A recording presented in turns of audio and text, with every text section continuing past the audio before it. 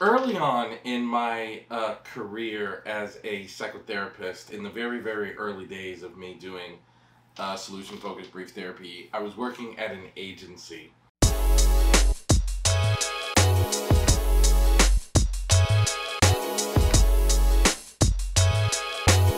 Where everyone was doing cognitive behavioral therapy, including me in the beginning. And I discovered solution-focused brief therapy. I was beginning to learn this approach, and I started shifting my work from cognitive behavioral therapy to solution-focused. And a bunch of my colleagues and peers and supervisors thought I was crazy for doing this kind of work and all that kind of stuff. And but the outcomes I was generating with my clients was significant and happened quicker than it did with my peers. And the way this clinic worked, so I was doing in-home family therapy at the time, but about once a month, the clients that I was going to see, they had to come to the clinic to see like the case manager or the psychiatrist or whatever, like, you know, proper clinic.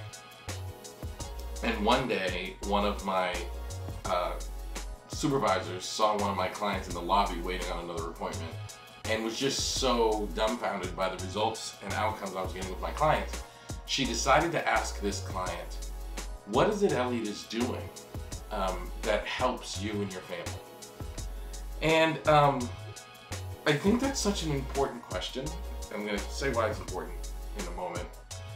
But the client's response was, he believes in me so much that it makes me believe in myself.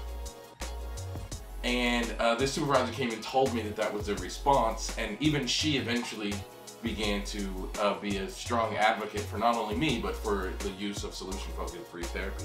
So why am I telling you this? Why am I sharing that this is so important?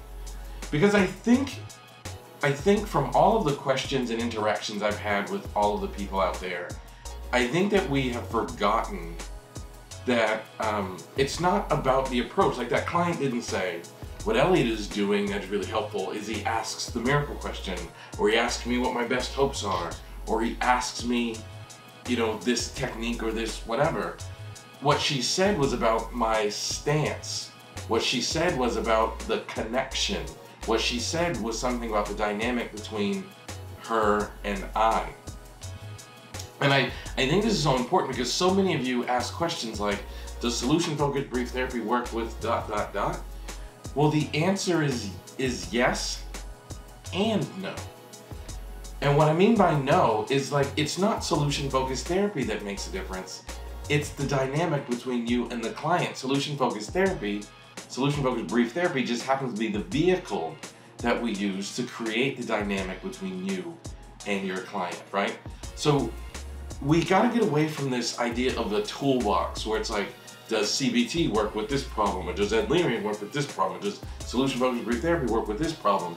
And we have to accept that the most influential part of the therapeutic process isn't the technique. It's not the approach. It's you. It's your ability to connect with a client and have a conversation with them that leads towards change. So try to break that habit of thinking like, does solution-focused brief therapy work with complex trauma? Because the actual question is, do you work with complex trauma? The actual question is, when you are working with a client who has depression or complex trauma or struggling with suicidality, the question is, can you maintain your stance and your belief? Can you connect with a client who has complex trauma or depression or whatever the problem is? If the answer to that question is yes, then you can make a difference in their lives. If the answer to that question is no, then you can't. And it has nothing to do with the approach.